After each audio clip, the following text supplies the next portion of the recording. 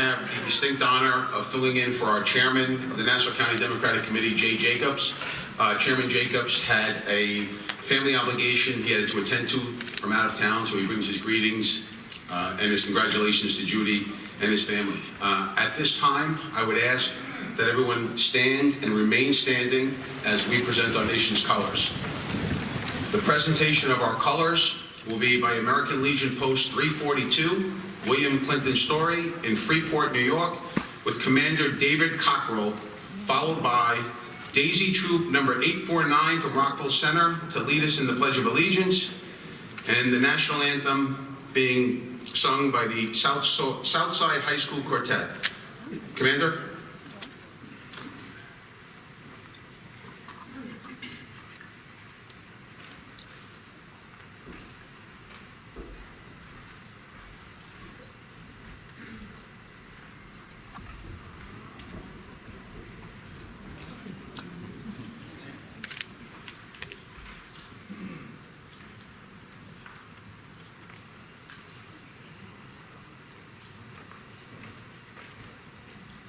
Commander, present colors.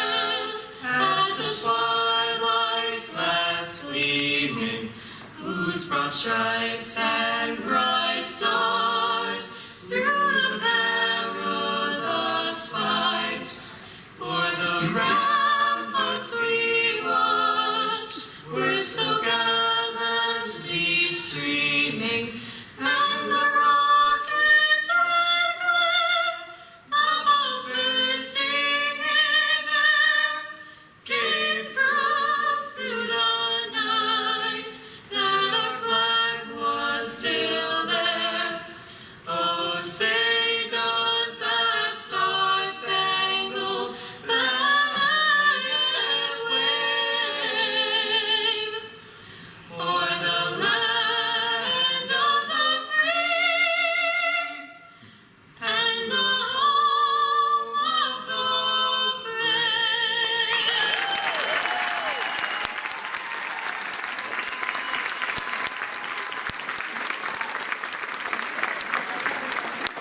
Commander, please retire the colors.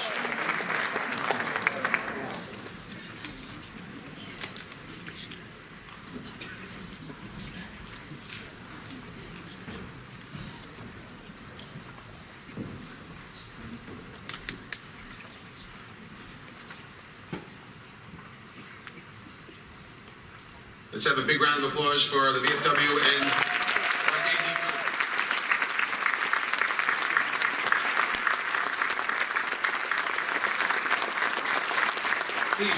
Please be seated. At this time, it is truly my distinct honor and pleasure to introduce someone who is also started out as an assemblyman from Long Island, the very far west part of Long Island in Brooklyn, where he is now. We're so honored to have Senator Schumer with us today, considering he's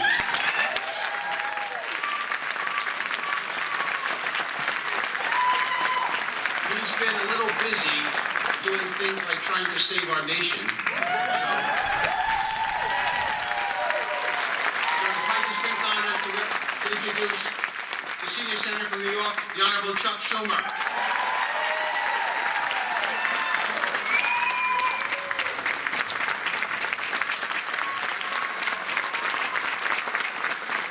Thank you, everybody. Thank you. Well, it is so great to be here today. I love to come to these swearings in because they represent what America is all about. And I'd like to say it's a great day. It's a great day for many reasons. I'm going to touch on 4 only. One, of course, it's a great day for Judy. Now,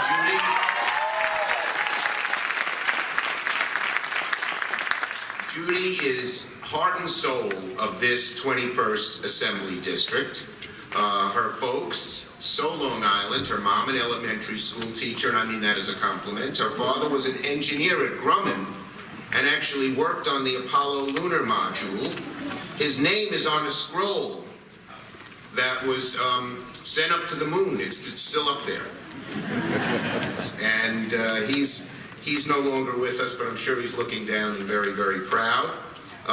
Judy went to Islip High School, SUNY Oneonta, and then she worked in the financial industry at Dean Witter, graduated, and then moved over and started a business about health coaching for businesses. Very important, and will really help her in this job.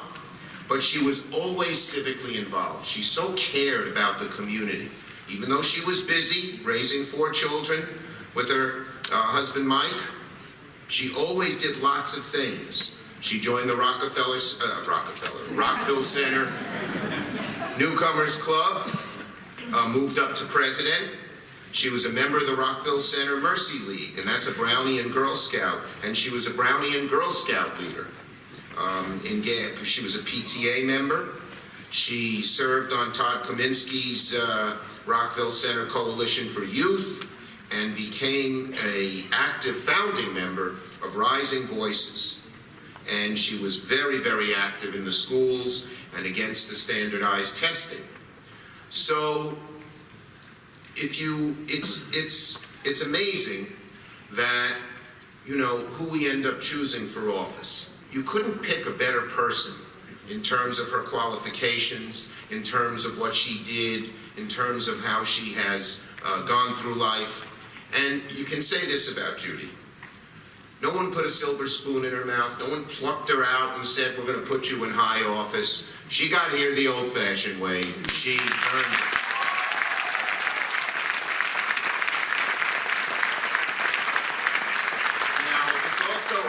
Not only for Judy, but for her family. Her mom, Carol, is here. Hi, Carol. Where are you? Hi.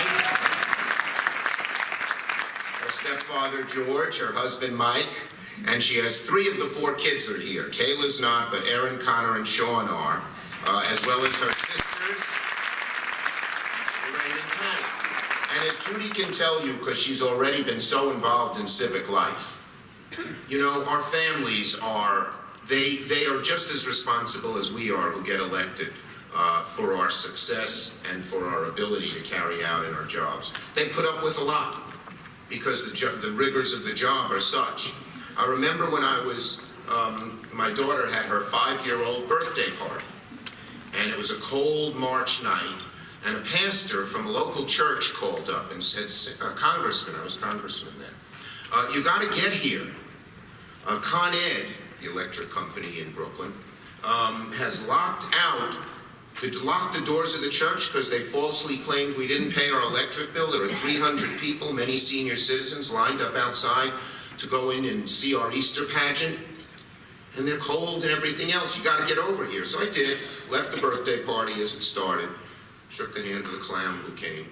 A real clown. This was not a person. Or it was. But anyway, went over there, and it took me about 2 hours to persuade the Con Ed man to open up the church. He did. The people went inside. They saw their pageant.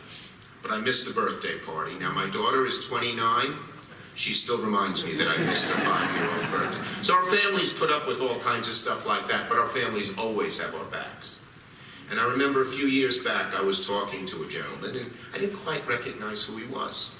And my wife is pulling on my suit jacket. And I said, what are you doing, dear? I'm talking to the man. She says, don't you remember him? He insulted you 15 years ago. So our families are always there for us, and it's a great day for the Griffin family.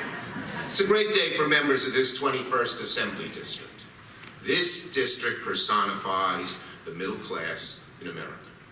People of many different backgrounds, many different philosophies, many different professions and jobs, ages, but they share one thing in common.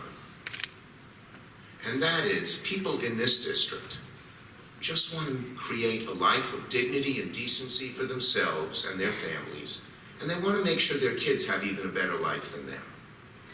Now you're the kind of people in this district who don't complain a lot. You're busy. So you need a representative who A, knows how to relate to people and can in a very sincere, empathetic, and caring way, and all different kinds of people, and somebody who knows how to get things done. To make sure the schools are good and the taxes don't go up, to make sure the streets are safe and the parks are good. And you can see by Judy's experience, she's the perfect kind of person for this. So it is also a great day for the residents of the 100,000 and some odd residents of the 21st Assembly District. And finally, it's a great day for the United States of America. You know, we take it for granted, this amazing thing we have, democracy. And on a cold November night, every cold November night, people get off the train, they get off buses or out of their cars, and they go to the polling place. And they line up with quiet dignity. Each person waits their turn, they go into the voting place, do their duty, and the next morning, we abide by the result, no matter who won. We don't have tanks in the streets or rioting. It's an amazing thing. And it didn't have to be that way. I like to tell the story. I'll conclude with this. Some of the elected officials have heard it. I'm talking to you, not them so much. As much as I love them all. So Benjamin Franklin was seated outside a coffee house. He was seated in a coffee house that was right near Constitution Hall, where they wrote the Constitution. And one of the leading ladies of Philadelphia came over to him, and she said, "Dr. Franklin, what have you gentlemen," they're only men, "created in that building over there?" And he was sort of cranky, and he rifled back at her, "Madam, we have created a republic, if you could keep it." Now, what did he mean by that? Now, the Constitution was an amazing document, had so many good things. Not everything was good. I like to remind people, in 1789, the only people who could vote were white, male, Protestant property owners.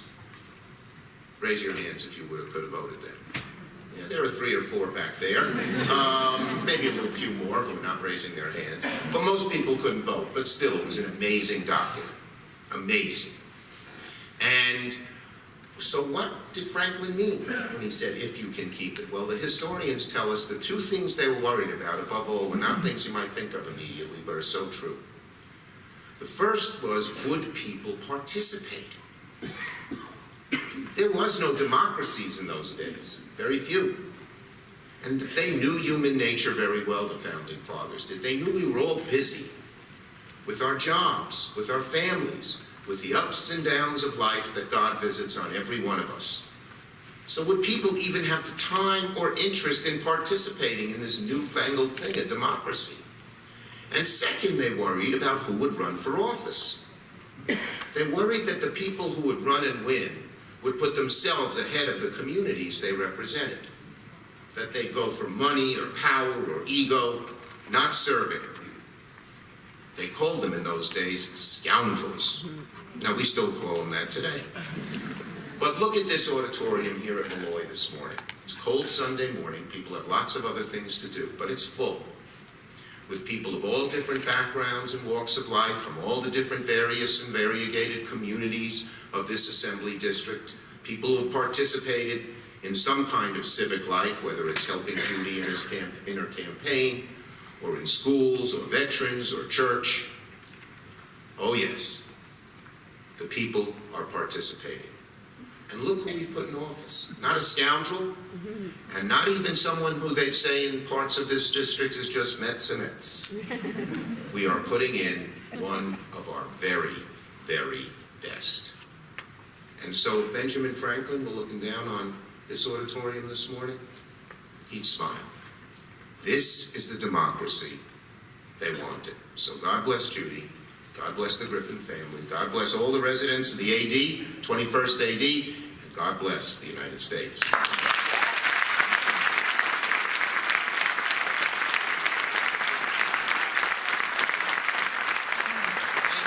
you very much, Senator. Thank you for coming here today and everything you're doing for us in Washington as well. At this time, I would ask to call upon Father Don Babinsky of St. Mary's Church in West Islip, New York, for the invocation. Ladies and gentlemen, please rise. Father.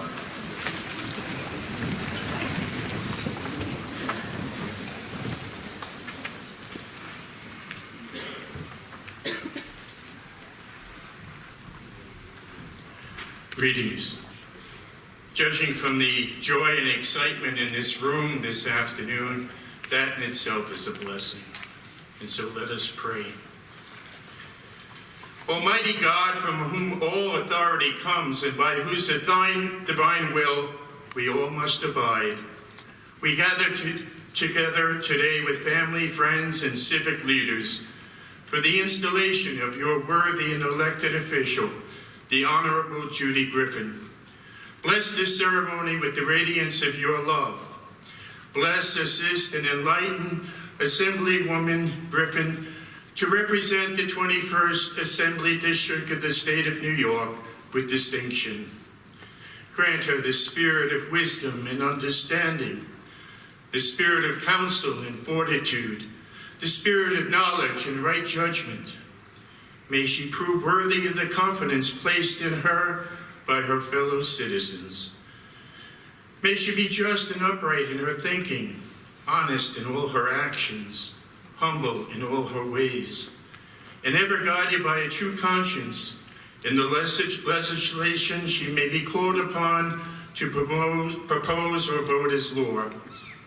Help her to seek the common good for all persons above any self-interest, and may she always seek the ways of righteousness, justice, and mercy. We ask this in your holy name, one God, forever and ever. Thank you, Father. Please be seated. Many of you know Judy and her husband Mike, together with their 4 children, as long-standing residents of here in Rockville Center. Judy has been very active in our community for many years, as evidenced by the large network celebrating with us today. I believe the office of Assemblywoman is a natural progression for Judy's career. In simplest terms, Judy is an advocate, someone who fights for others. Long before she threw her hat into this political ring, she was advocating and fighting for others. Fighting for school funding for special education students, helping veterans obtain requisite services, to going to Washington, to standing up for women's rights. Like so many women across this country, and especially here in Long Island, the ugliness and divisiveness coming out of Washington has caused her to rise to a new level of advocacy. Like I said, it's been a progression. It hasn't always been this way. And Judy did not seek the office of Assemblywoman for the 21st Assembly District. The Nassau County Democratic Party sought her. Early on, so many people would call me, or call our chairman, grab me at events, and say, you really should talk to this woman, Judy Griffin, about running for the Assembly. After about the 10th person stopped me and told me this, I really had a really good idea. I said, let me talk to this woman, Judy Griffin, about running for the Assembly. When I spoke to Judy for the first time, and I raised this issue with her, she was taken back, and she said, well, surely there has to be somebody with more political skill and more political experience. You see, I'm not a politician. I'm quote-unquote only an activist. And I chuckled, because that's exactly the type of people we want to run for office. You see, with Judy, it's never about her. It's never about Judy. It's about her family, her friends, and her community. So you don't need to be a political genius to figure out that Judy Griffin was right for the 21st Assembly District. But running for a seat like this was not easy. Nothing worthwhile ever is. Defeating a well-known, well-funded, long-term incumbent is probably the hardest thing you can do in politics. But all those years of being, quote-unquote, only an activist gave Judy the extended network of support to draw from. Judy was also able to draw from the solid credibility of recent electoral wins that we've had in this county, of people who've had success both politically and governmentally. Judy is a continuation of that recent success in an ever-growing list of talented women winning elections here in Nassau County. It started in 2015 with the election of our great district attorney, Madeline Singas. Who had the novel idea of actually being experienced for the job she was seeking. So for that, we thank Madeline. And then in 2017, with the election of our county executive, Laura Curran. As you can see, Laura is shying away from all the tough fights. So it takes a woman to take that fight on, I think. So congratulations, Laura, and thank you. And also in 2017, our very own, Rockville Center's very own, Laura Gillen won as supervisor. She too is a little bit of a Donnybrook, as we like to say. And you should know, Judy, that both the county executive and the supervisor are now your constituents, both of whom live in the 21st. So there's absolutely no pressure there at all. Judy is the most recent example of this impressive list of women leading in our government. And gentlemen, I'll just tell you a little piece of advice. Just say yes. Okay? You can fight. You can argue, you can kick the can down the road, but eventually you're going to lose the argument, so you can save yourself a lot of time and effort and just say yes. So Judy is here because she did the hard work. Of course she's right on the issues, but that's not enough to get elected anywhere in this country. She made the calls, she knocked the doors, she shook the hands up and down the Long Island Railroad. In fact, I think the turning point in the campaign for Judy was sometime in October, when she called me one early morning, very, very excited. She said, I just came off the train station at Lynbrook, and I was well received. And I said, well, you sound surprised. Well, that's where he's from. And I said, okay, well, I think that adrenaline from that good experience in Lynbrook just gave her enough to jump through for the rest of the campaign. And now Judy will continue her advocacy, and starting tomorrow with our great speaker. Please give a round of applause for Speaker Carl Heastie.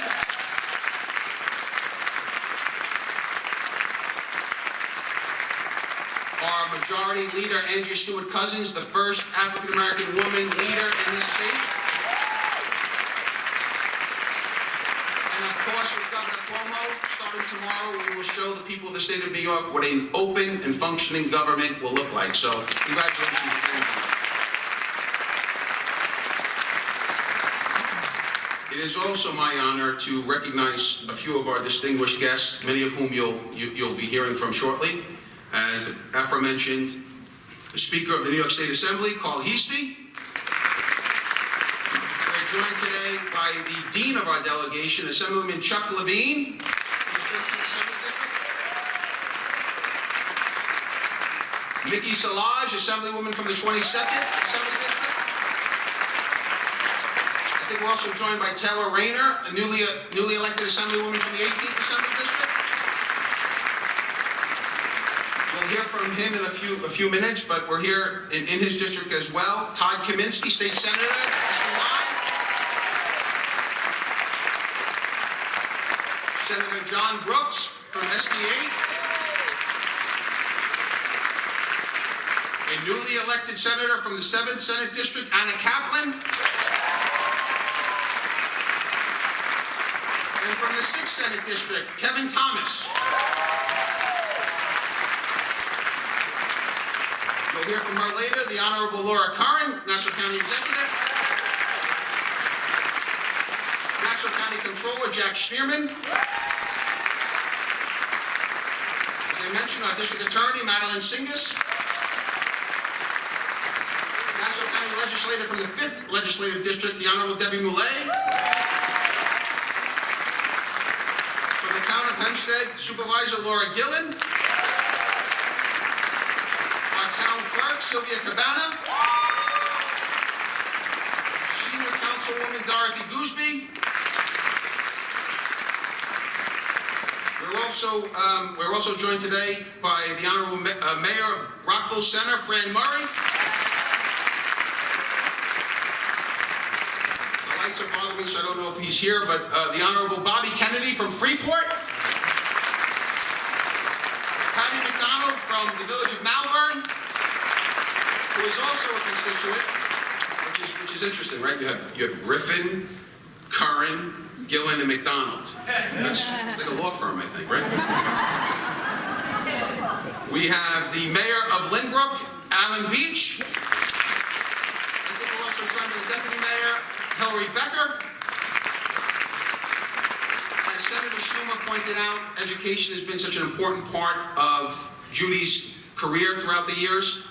So we're very, very lucky to have with us a few of the superintendents of the local school boards. I saw Dr. Johnson from Rockville Center here. And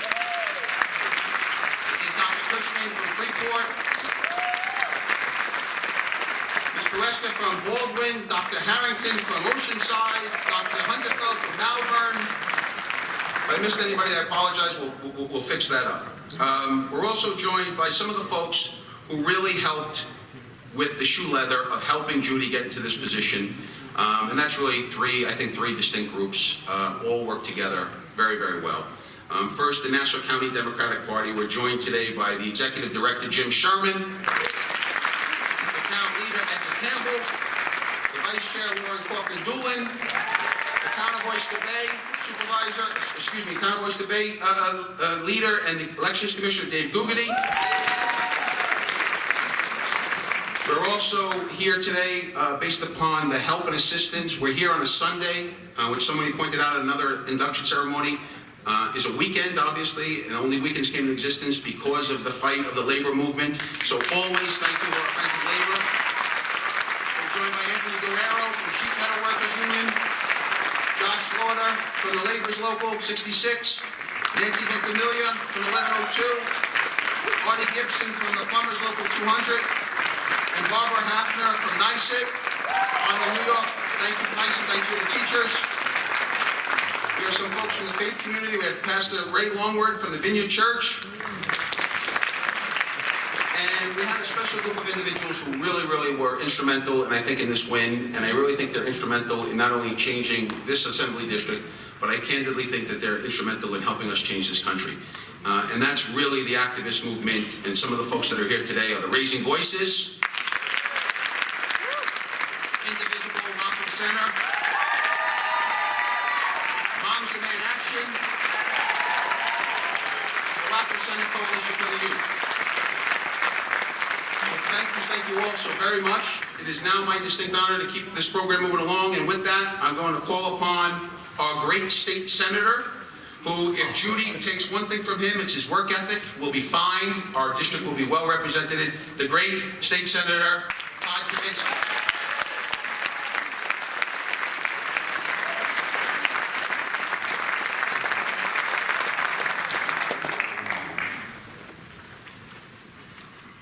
A hotbed of political activism where citizens come together and rise up to upend the political order.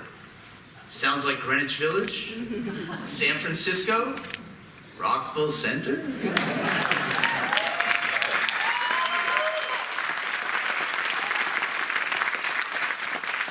This is a very special time in our country's history, and the reaction to what we've seen in Washington is also giving people so much hope. Now, Senator Schumer was right. Many of the elected officials here have heard his installation speech before, and all of us here could blindfold it and spun around 10 times, recite it word for word. But I have never been to one such as this, where nearly every single person here I saw in the campaign office playing a role in Judy's victory, working hard together. And that's a testament to the movement that we all and that Judy has led to get us here today.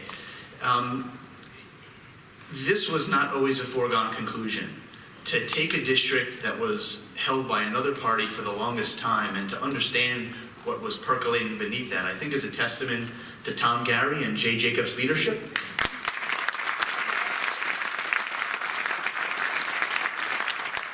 But also for having the perfect candidate that matched what the times needed, and that's certainly Judy.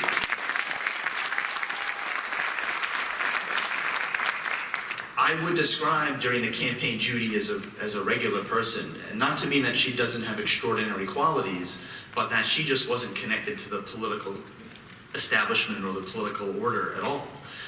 She was somebody who just wanted to raise her children, have a good community, and when she saw wrong, she wanted to go out and right it. And to have someone like that jump in our political system is very rare. It happens all too rarely. Should happen more, but it certainly happened with Judy. Now, I got to know Judy when Judy worked in my office, and Judy took our office to extraordinary heights.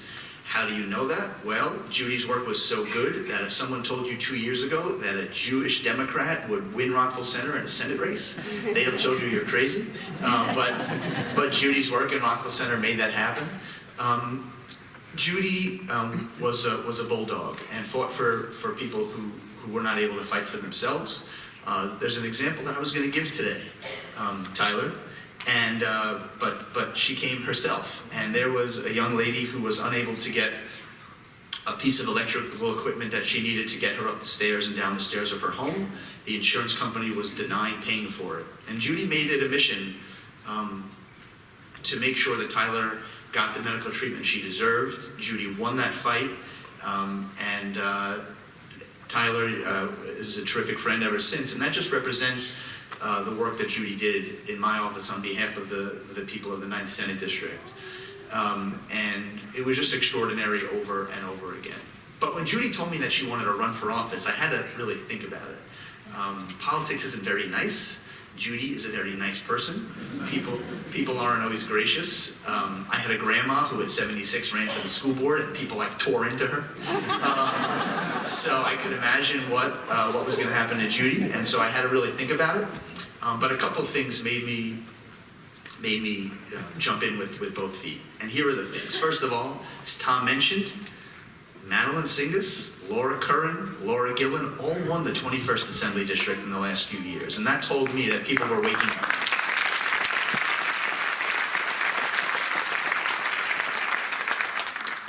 I also knew that when Tom, Gary, and Jay Jacobs decide they want to do something, they do it. And they jumped in with both feet, and they never looked back. I also knew how formidable a force Judy and the Griffin family would be. The train stations are often dueling venues for political parties. And when Mike and Judy and the family decided that they were going to own an escalator at a train station, they owned that escalator. I watched the other candidate sheepishly walk to the other side and try to run after people. It was pretty great. But Judy's work ethic was second to none. If you want to win an assembly district or a Senate district, you have to knock doors. In the cold, in the heat, whether you like dogs or not. And Judy did that. She knocked doors from one end of the district to the other repeatedly, and I think thousands upon thousands, many of us went with her, and she was great at it, and I think people found it so refreshing to have like a regular person just want to hear what they thought about the community. And I knew when that happened that she was going to win this race. We're so fortunate to have her. Judy doesn't have a complex political ideology. If she sees wrong, she's going to right it. If there's something that bothers her, she's going to do something about it. If there's something she's interested in, she's going to learn about it. And that's exactly what we're going to have with Judy. And she's going to be a formidable force. I got to serve in the Assembly majority under Speaker Hastie. And it is a wonderful opportunity to be in the majority and be able to deliver on behalf of your constituents. Judy going in the Assembly majority is giving a race car driver who's been riding around on a bike a revved up sports car. Between the resources she'll be able to deliver and the legislation she'll be able to work on, she's going to do great things. And when I got to serve under Speaker Hastie, whether it was Sandy victims, young school kids, community organizations, he came out to my district and asked me what was going on and how we could help, and he's going to do the same with Judy, and the sky's the limit for us here. So what we've all put together here is this is a fantastic culmination of all our hard work and what this country deserves in this time when nonsense and bitterness and division are just evident across the land. Judy's exactly what we need. Together we all made this happen, and Judy, the sky's the limit. Congratulations.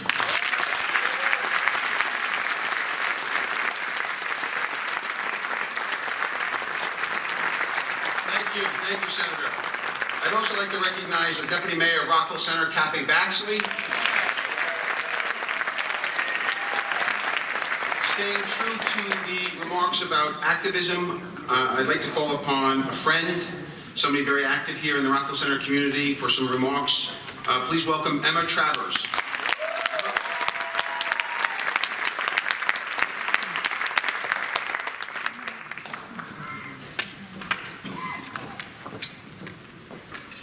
Thank you, Tom. Good afternoon, everyone. Ever look around you and ask yourself, in the words of the great musical genius David Byrne, well, how did I get here? I look around this impressive auditorium and I ask myself just that question. But here I am. My name is Emma Travers and I'm deeply honoured to be here. I am an immigrant. I was born in Glasgow, Scotland, and I became an American citizen just last year.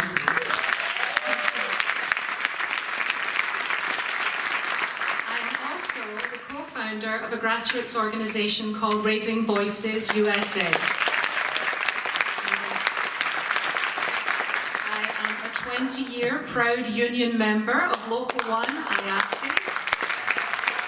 I'm a board member of the RBC Education Foundation, and I'm an ex-PTA president. I'm a wife and a mother of 2 wonderful sons. So, how did I get here? I am a friend of Judy. And I look around here and I see lots and lots of friends of Judy. Now, we're all here for Judy. Much good work is done in the corridors of power by many of the people in this theatre, but I speak for the people who do their work in different places. In the PTA meetings, the village board meetings, the community meetings. No, actually, we often do our work in the parking lots outside the meetings. When those meetings have long finished and when all the real conversations happen, and where many of us met or got to know Judy. We talked to Judy after the clean-up at Smith's Pond. We discussed our children's future and our fears for our planet, and we asked ourselves, what can we do? And Judy listened. And we talked to Judy after Board of Education meetings. We spoke about our fears for our children in our schools after Parkland, and we asked ourselves, what can we do? And Judy listened. We had conversations outside the Martin Luther King Centre, Southside High School, Turn of the Corkscrew, the Hispanic Brotherhood, Central Synagogue, and all the other community centres and schools and bookstores and houses of worship across Judy's district. And we asked ourselves, what can we do? And again, Judy listened. Those conversations were long and heartfelt, and Judy always had words of wisdom to help assuage our fears, but perhaps more importantly, she had suggestions about what we could do that would help to make a difference. She knew other people who shared our concerns, and she worked passionately to connect us with others from the community who also wanted to work to help create the kind of world that we all want for our children. Along the way, we met people from All Our Energy, from Moms Demand Action, from Indivisible, from the Human Rights Campaign, and from a myriad of other groups of concerned citizens, and we all became friends of Judy. So when Judy ran for office, all of her friends jumped into action and worked with a passion to help get her elected, because we all knew that Judy had listened and that she had heard our voices and that our concerns were her concerns, and that she would take all of our voices to Albany with her, and that she would work tirelessly to get things done there and make the kind of change that we all want to see. And we also know that those conversations with Judy were just the beginning of a dialogue that will continue now that she represents us in Albany. We will keep talking and sharing ideas and making things happen.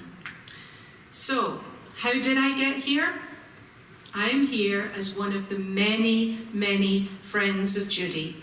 And I think I speak for all of us when I say congratulations, we thank you, We are so proud of you, and we cannot wait to see what we can achieve together.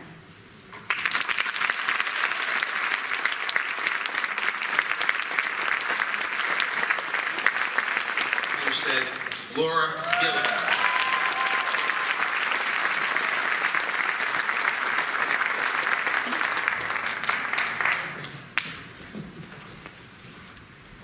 Good afternoon, everyone.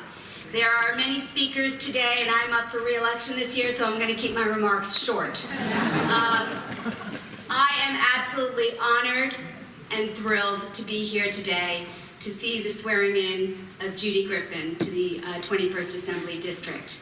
For a long time, people in our party had been talking about what was formerly known as the Brian Curran seat, and said it was winnable.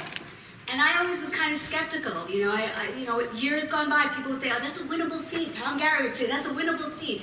And I always kind of didn't think it was going to happen. And then this year, Tom Gary called me and he said, I need you to do me a favor. I need you to do something for me. And I said, "What is it, Tom?" And he said, "Can you talk to Judy Griffin? I think that she can win that seat, and I really want you to see if you can talk her into running for that seat." Now, Senator Kaminsky said politics cannot be nice. I don't know what he's talking about at all. I have no idea what he's talking about, but I took the challenge from Mr. Gary, and I said, "You know what, I'm gonna talk to Judy, and I'm gonna encourage her, because for the first time, I thought, you know what, this is the right year, but also this is the absolute right candidate, and this is the woman who can win that seat for us." So I talked to Judy, and I encouraged her. I said I'd stand behind her 100%, because I knew I had seen what Judy did when she went to work for Senator Kaminsky. I remember there was this newly elected senator in Rockville Center. He didn't really know a lot of people in the community, and I would be at like a book party with a bunch of women sitting around drinking sparkling water or wine, and all of a sudden in would march Todd Kaminsky. I'd be like, "What the heck is he doing here?" And it was Judy. She wanted to get him into the community, introduce him to people, and build up a base for Todd in Rockville Center. And she was tenacious. She was fearless. She marched him into book clubs in Rockville Center. They're very nice. But other places she marched him into were not so nice. And she did not hold back. She has that tenacity and that drive, and that will serve all of us very well when she marches into Albany to take on the challenges that she faces there. Over time, I got to know Judy better as a person in the political world. She is a woman of great integrity, great strength, great moral character. She's a great friend. She will stick by you when you need her. And I'm thrilled that you are going to now be my Assemblywoman. So thank you so much for inviting me to speak today. Congratulations to your family. You must be so proud. I know children are so proud of their mommies. You must be very proud of your mommy today. Congratulations, Judy, and thank you for inviting me here.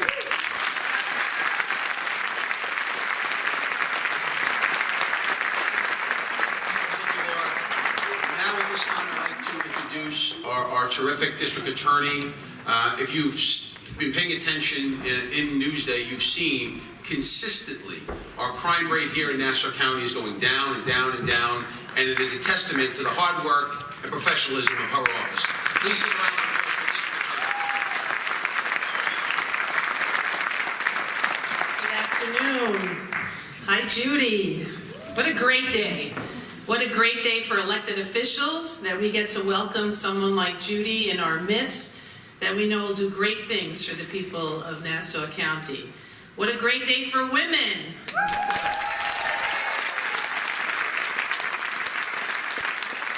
often say when I talk about women's issues and women's empowerment, I talk about what's probable and what's possible when it comes to women. So is it possible that we'll have a woman president or a woman equity partner at a law firm, or is it probable?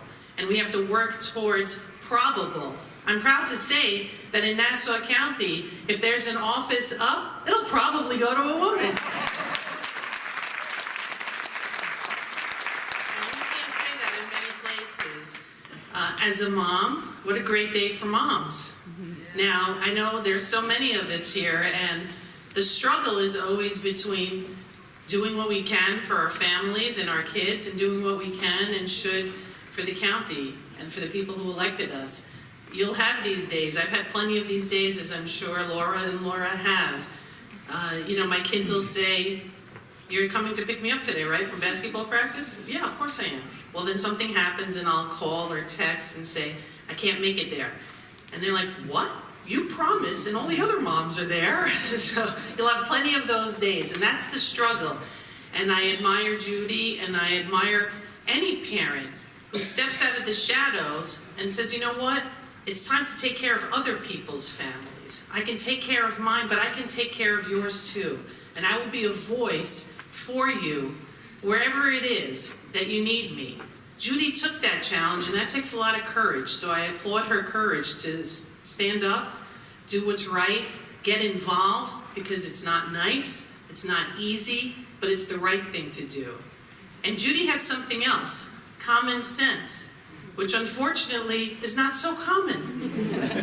But Judy knows what needs to get done to make sure that we keep our kids safe from gun violence, that we make sure that women's rights are represented and enforced and protected. She has common sense, and she'll use it every single day to make sure that all of us are represented well, and that our government, get this, works for us instead of against us. So thank you, Judy. It's a great day. Congratulations to you and your family, and congratulations to all the people of the 21st who have an excellent leader in Albany. Thank you.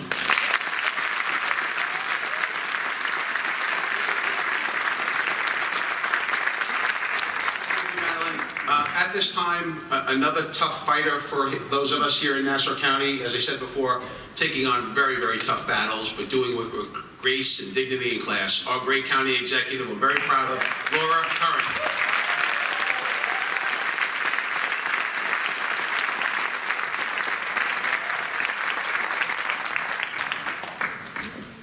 Hi, good afternoon, everybody. Thank you, Tom, for that nice introduction. You're doing an excellent job as MC. I know it's not easy. And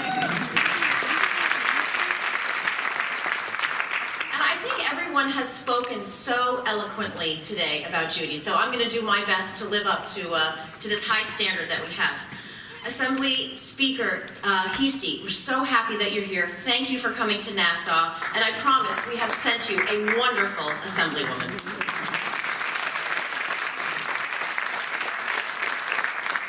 Chuck Levine, the Dean of the delegation, you deftly manage and navigate politics so you can really deliver for your district, for our county, and in fact for the entire state. And Chuck, you are the rare elected official who can do this while holding fast to your principles of fairness and to the ideal that every child, no matter what zip code they're born in, whatever their identity is, whatever strikes may be against them through no fault of their own, that they can live up to their God-given potential. So please take care of our Judy up there for us. Help her navigate those halls of power so she can be just as effective as you are. Judy's election, like so many people here today, is personal for me. Not only is she my Assemblywoman, she's my friend for a long time. I already have Todd as my senator, representing me, my family, and my community in the state Senate. Todd is brilliant up in Albany, of course. I think we all know that. But you may not know he is everywhere in his district, in our district, including places where his predecessor would not dare to venture. He helps people with all of their problems and their concerns. They are never too big or too small for him. Hallie and his staff are incredibly responsive. And now, my community and I have a new Assemblywoman who I can say with 100% confidence will deliver for us and who genuinely cares for us because she is one of us. Judy and I both came to politics a little bit later in life. And I got to know Judy before either of us even considered, before it was even the faintest of ideas to run for office. And we have some old friends with us as well. We have Joan and Nancy back from those days too. Judy is smart, she's funny, and she's totally engaged in whatever it is she's doing. She's a wonderful mother and a good friend and an excellent skier. And always very busy. She ran her own small business, was on the forefront of the opt-out movement, was a founding member of Indivisible RVC, an active part of Raising Voices RVC, all while raising 4 children. So when the chatter started up about Judy running for assembly, to be my Assemblywoman, not that it's all about me, I said to her, you have to do it. Please.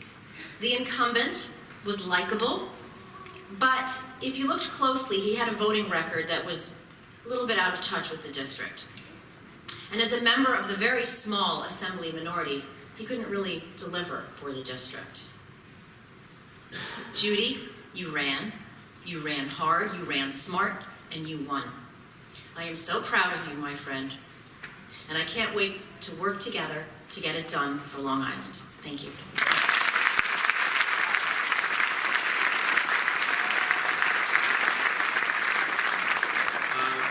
We will induct Judy into the Assembly. Carl Heastie is someone who knows Long Island. He's helped on here on Long Island. I think the fact that we have a Democratic Senate, he'll appreciate that we won't have so many phone calls into Carl Heastie asking for things. So please welcome our great Speaker of the New York State Assembly, Honorable Carl Heastie.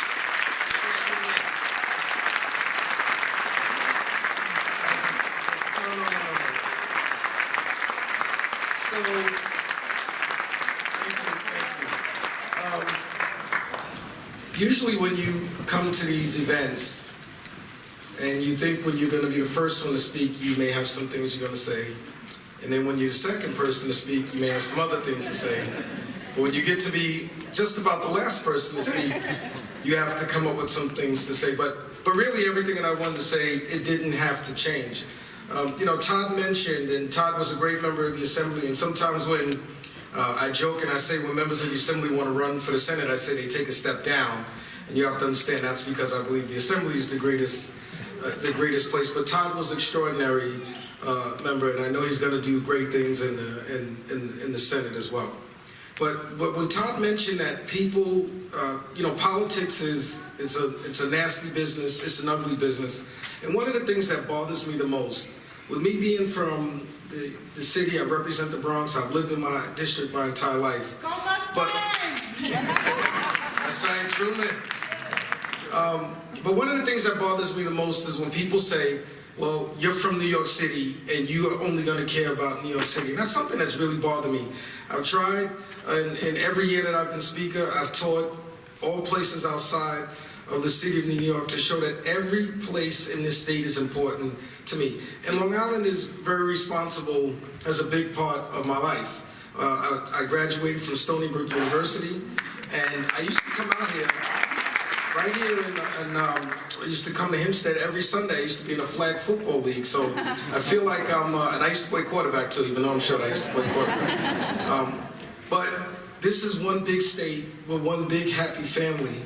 And I do remember, I don't know whether Todd or Tom or Jay was the first ones to mention to me that they had a candidate to run in this Assembly district. And for us in the Assembly, we do have a Democratic arm. It's called the Democratic Assembly Campaign Committee. And for the most part, when people around the state want to run, DAC has to have a very big influence in those races. But this is a county where usually when Jay or Tom come to me say we have a great candidate, I usually can just take their word for it, and we just try to assist them in that vein. And then earlier this week when I gave my opening speech in the legislative session, and I just joked with our wonderful county exec that I almost feel like men are becoming extinct, elected officials. But it is a really great time for us in the Assembly. We now have 50 women will now be representing the state of New York in the Assembly.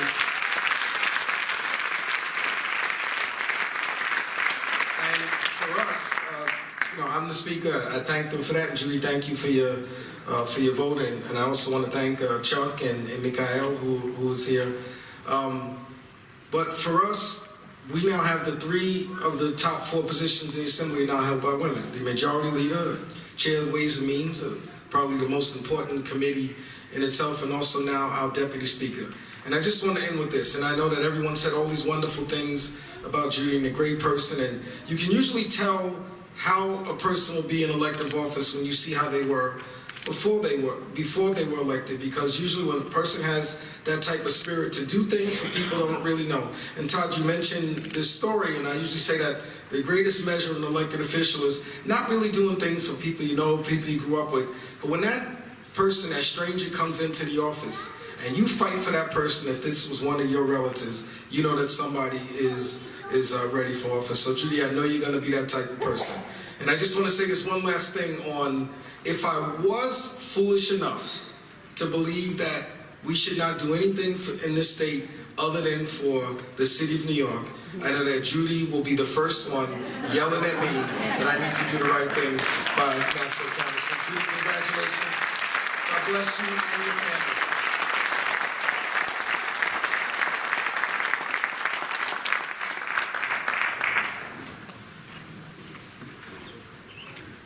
At this time, we're going to ask the speaker to swear Judy in.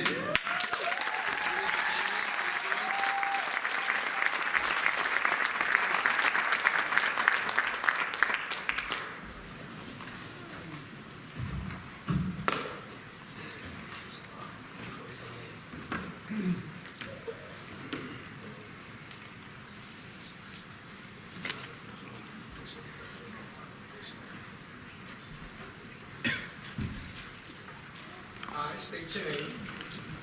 I, Judy Griffin, Do solemnly swear do solemnly swear that I will support the Constitution of the United States that I will support the Constitution of the United States and the Constitution of the State of New York, and the Constitution of the State of New York, and I will faithfully discharge the duties of and I will faithfully discharge the duties of the Office of State Assemblywoman of the 21st District, the Office of State Assemblywoman of the 21st District, according to the best of my ability, according to the best of my ability. so help me God. So help me God.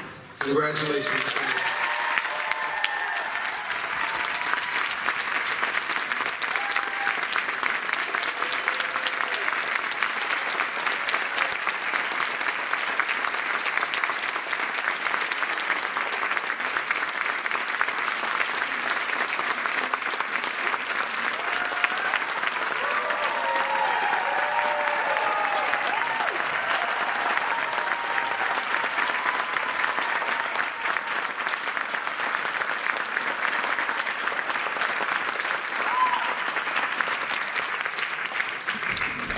Welcome, everyone. Thank you so much for being here. It's amazing to look out, to be up here and look out and see this crowd of people. And if we did forget anyone from Lieber or anyone from anywhere, we apologize. And I just really appreciate that you're all here today. Thank you. I want to thank you to all the elected officials, supporters, constituents, and everyone in this room for being here today. To my colleagues and mentors who have spoken, I appreciate your encouragement, guidance, support, and really admire your leadership. You have all set a great example for me. There are so many people in this room to name. There are so many people that supported me and did so many things for me, but it's way too much to go down that list. So I just want to thank especially Speaker Carl Hasty for coming here and honoring me by swearing me in. I really appreciate that.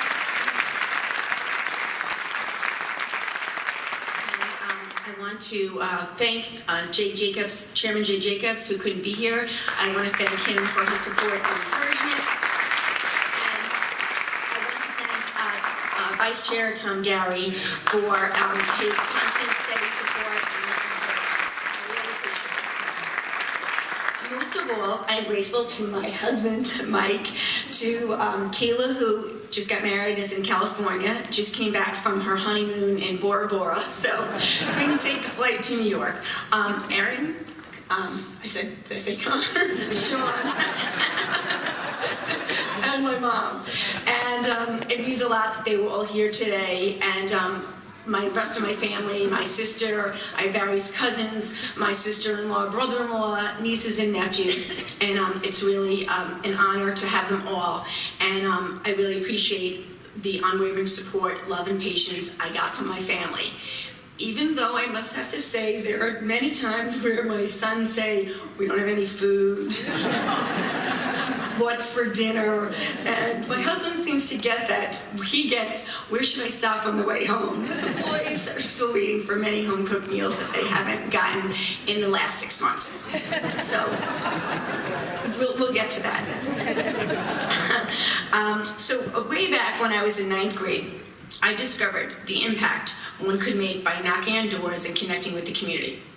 Our school budget didn't pass, and in order to have a revote, we had to convince the community that we were worth it. It started there, but little did I know where that would lead.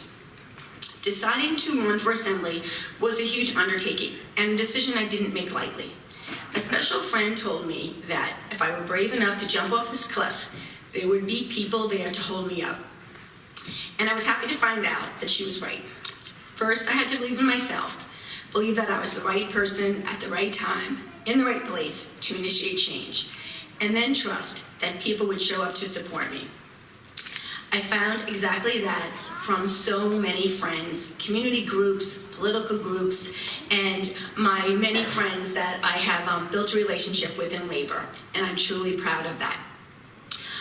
Many of whom are here today, so many of you are here today, and I couldn't have done it without you. And no one gets elected on their own, and this victory is ours to share. And just a special thing I want to say is, where is that now? Where's my Bible? Okay, this Bible. My brother, who passed away years ago, he worked for Long Island Railroad, and he was a member of IBEW, Local 589.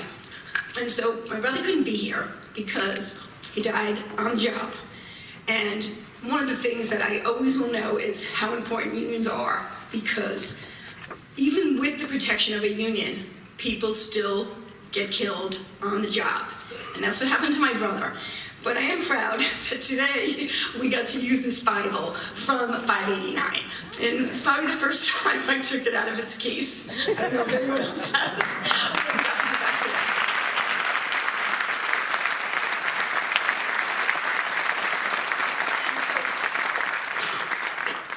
What I'm happy about that I have a little piece of my brother here with us today.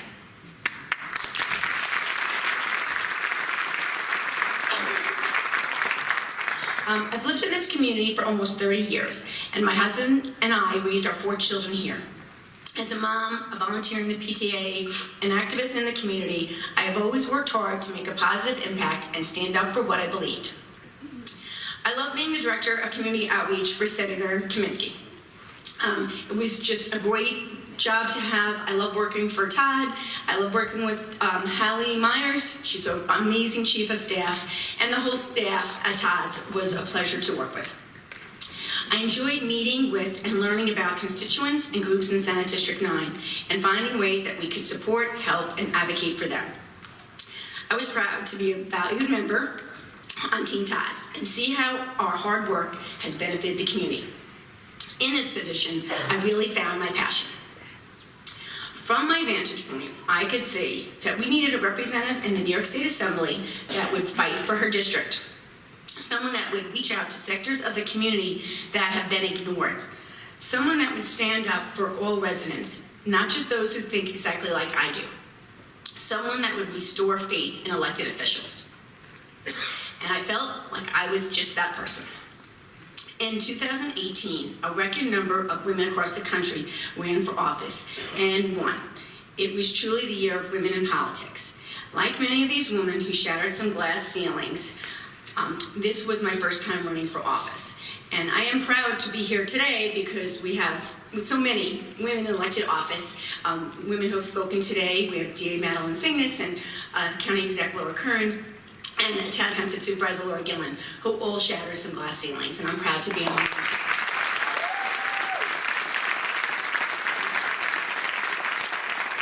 And I'm also proud to say that I am the first woman to be elected to represent Assembly District 29.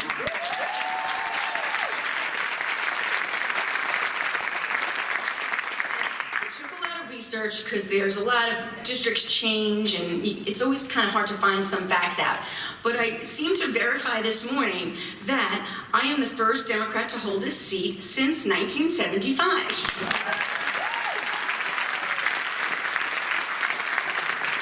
I think we can say that AD 21 was right for a change. And I'm glad that the constituents decided that they would take on a Democrat and vote for a Democrat this year.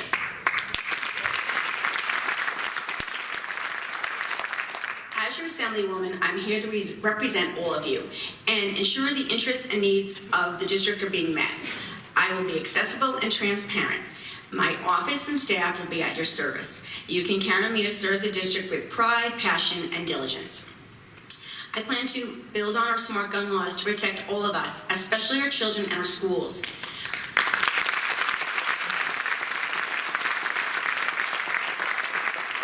Ensure that our children spend their time in schools learning, not testing.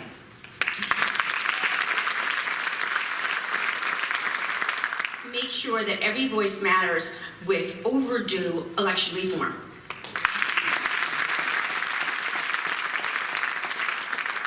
Improve the state's response to the opioid crisis, including spending wisely for programs geared not just for enforcement and treated, but for prevention and to really help mental health.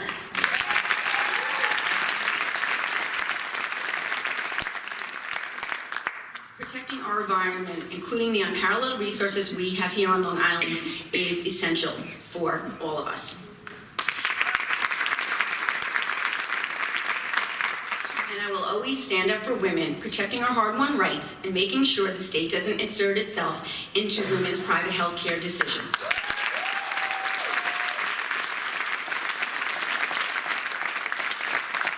And it's ever so important to bring back our fair share of the tax dollars we send to Albany and find innovative ways to lower the tax burden.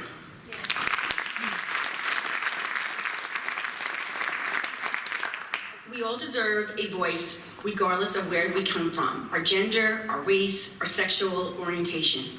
I am ready to listen, help, and share your stories in Albany. I plan to be the advocate that this district deserves. Thank you for believing in me. It is my honor to serve as the Assemblywoman for the 21st District, and I'm truly humbled that you have chosen me to represent you in Albany.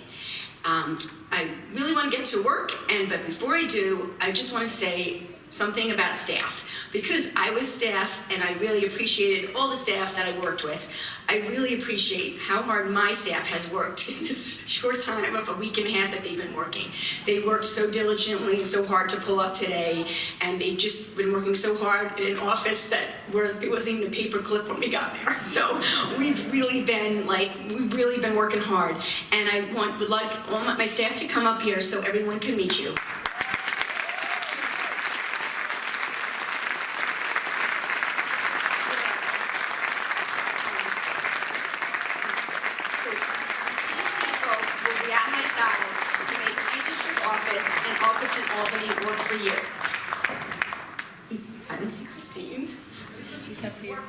Okay, we have Christine Quigley somewhere, and she's the Chief of Staff.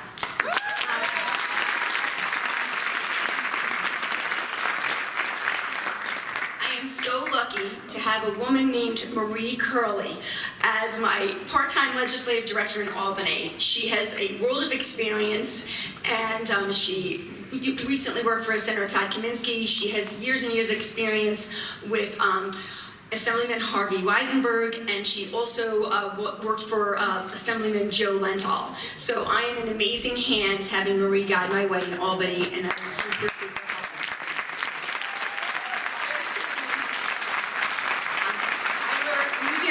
Is my senior communications coordinator.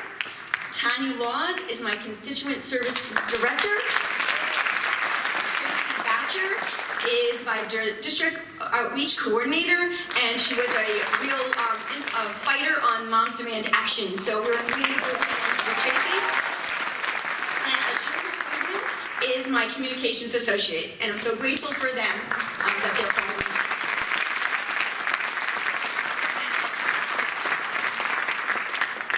thank you very much. Thank you all for being here.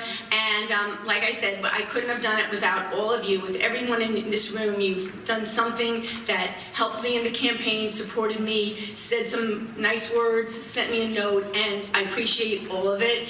And I thank you, and I'm ready to get to work, and I hope you're there to support me. Thank you.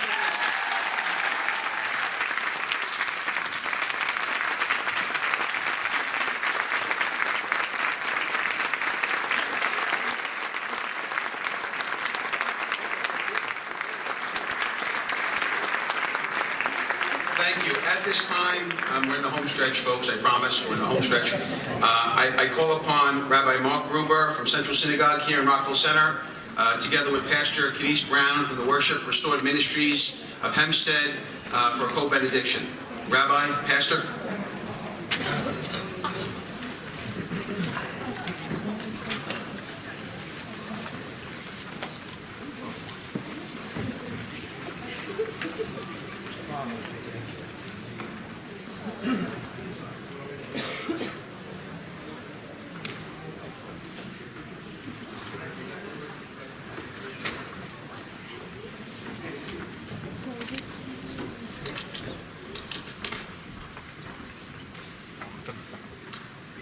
In a commentary on the book of Deuteronomy, Rabbi Yitzhak said, two things are in God's hands, the soul and justice.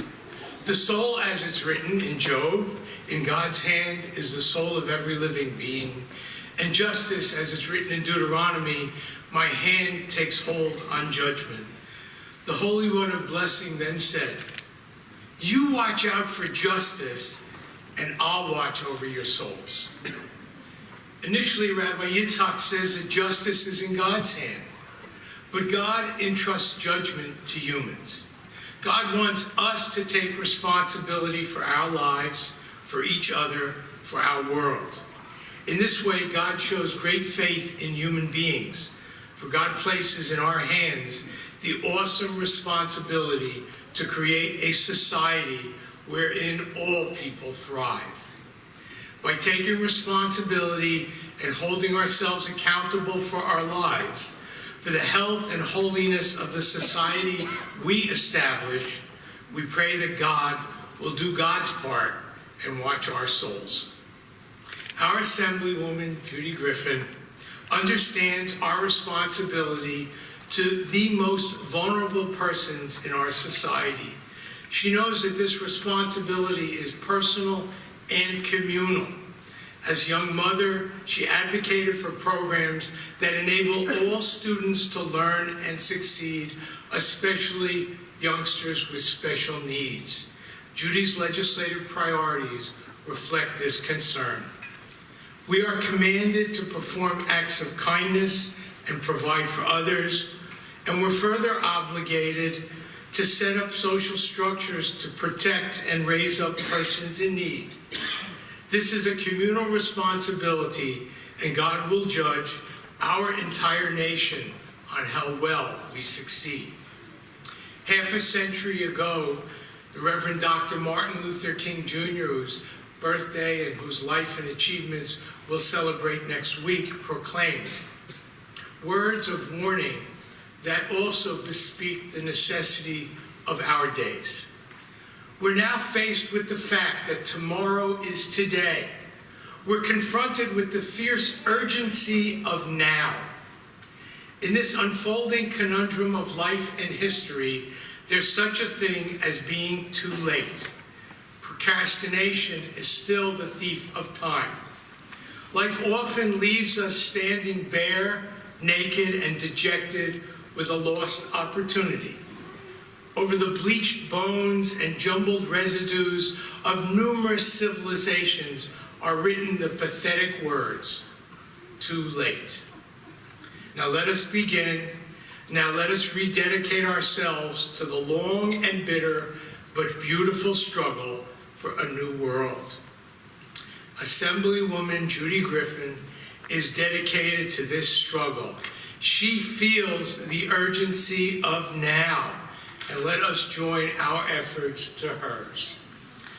We ask your blessings, O God, creator and sustainer of all humanity, upon Assemblywoman Judy Griffin and those who serve with her in our state legislature.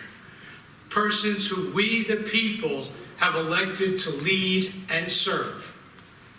As they perform their duties, keep them ever mindful of the high and holy purposes to which they and we are dedicated. Help our leaders to be faithful heirs to those who have preceded us and worthy predecessors to those who will follow. Always strengthen their resolve to act with integrity. Oh God, help their actions reflect the strength and wisdom of our collective experience and bear testimony to the best society we can create. Grant our leaders strength when they are weary, hope when they are discouraged, patience and perseverance when they face any obstacle. Bless them and those dear to them with health of body, vigor of mind, and serenity of spirit. Let them know that the work they do is meaningful and worthwhile. May their labors bestow honor upon our state and our community, and may they bring us ever closer to a time when we provide a quality of life for all God's children. May they guide New York from strength to strength. May they fulfill our highest hopes. May Assemblywoman Griffin and her colleagues bring honor to our community and our state. Oh God, we thank you for all people who are a blessing to humanity, who give of themselves for the benefit of others. May you bless us with the spirit of humility and self-sacrifice, the commitment to righteousness and justice, that we may be counted among them. And let us say, Amen.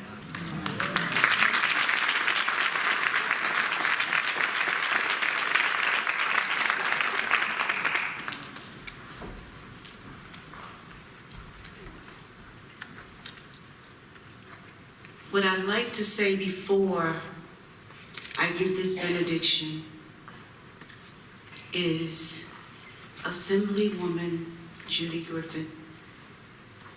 When your brother left you this book, he didn't just leave you the memory of him. He didn't just leave you with the ideas of what to do for him and others that lost their lives in the line of work. He left you with all the strength and the perfect weapon against all wickedness and the perfect piece of strength for all harm, hurt, and danger. Amen.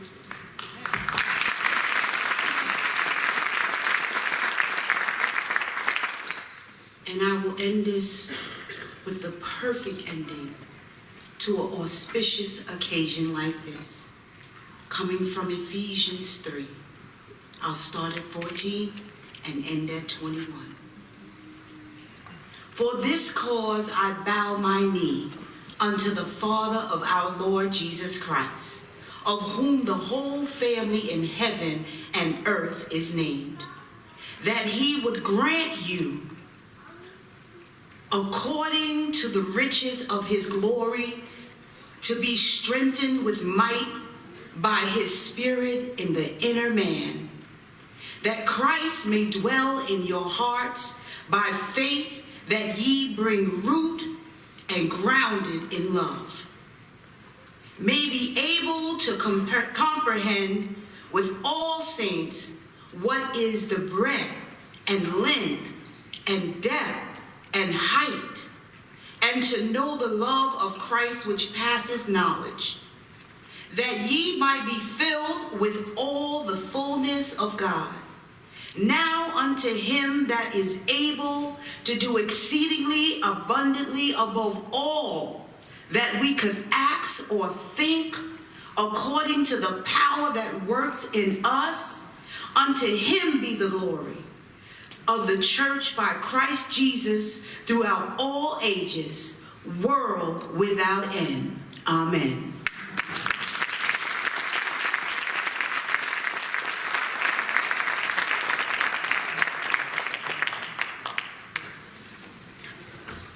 Thank you, Rabbi. Thank you, Pastor. At this time, please join us in welcoming Kira Gansey Barnes from the Backyard Players and Friends here in Malvern, and presently a music student here at Malloy College for her rendition of America the Beautiful.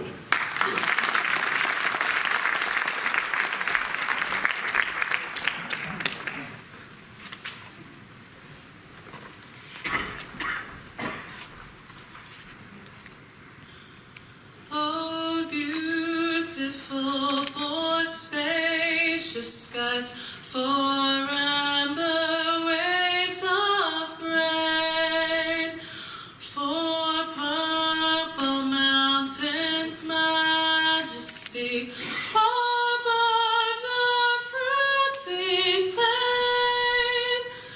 America, America, God shed His grace on thee, and crown thy good with brotherhood from sea to shining sea.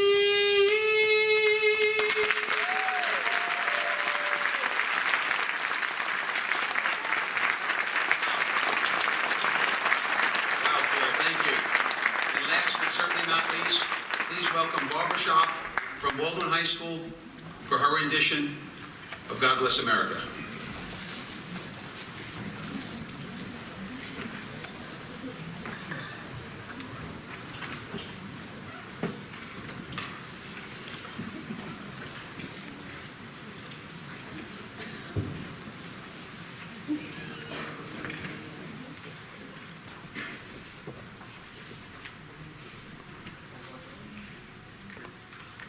God bless America, land that I love.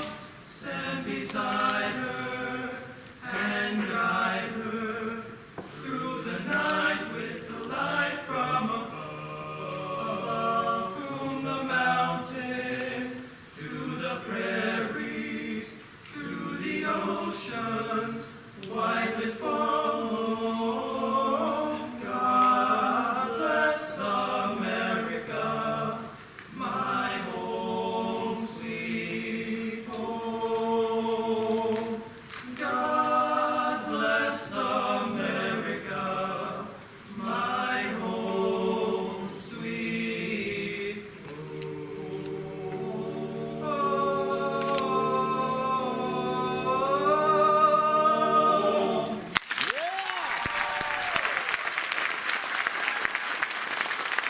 Thank you, gentlemen. That's it, folks. Please join us for a quick reception up there in the second floor. Thank you very much.